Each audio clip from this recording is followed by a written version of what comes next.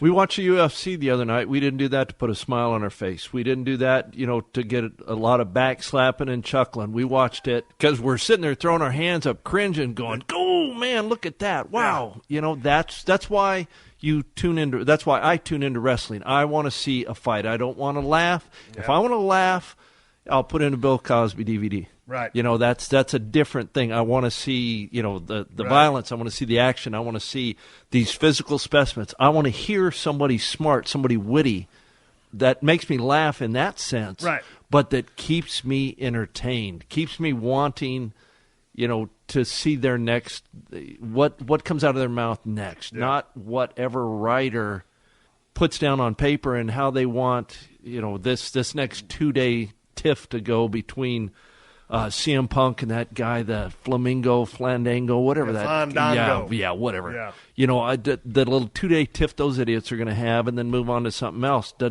It does not pique my curiosity. Yeah. I'm not the smartest guy in the world, but come on, that's a little insulting. Yeah. And let me backtrack. CM Punk's a very good friend of mine, so he didn't mean that in a disparaging way. He's a close friend of mine.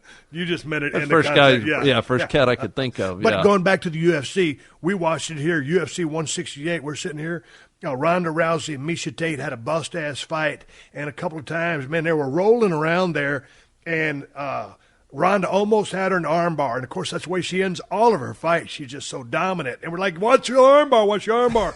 And then we questioned Miesha Tate's strategy because she kept rushing Ronda Rousey. Ronda Rousey comes from a judo background. She is deadly, dangerous. Do not charge her because she will throw you. She kept running to her. I questioned the strategy, but to your point, it was like we were intrigued. We bought in hook, line, and sinker to these two world-class female fighters tying it up in a ring. Oh, we're moving around in our seats. Yeah. Getting. And then we were telling everybody, why does she keep charging her?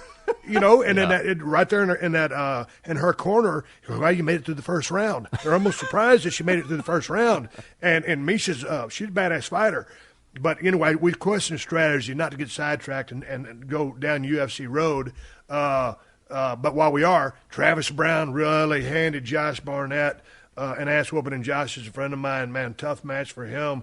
Travis Brown really stepped up. He was the number 5 heavyweight contender in the world. He's going to get a title shot. I think I can put him against Fabricio Verdum next. It'll be interesting to see what happens out of that. This cat is lethal. 6'7", good hands, rangy, good athletic ability.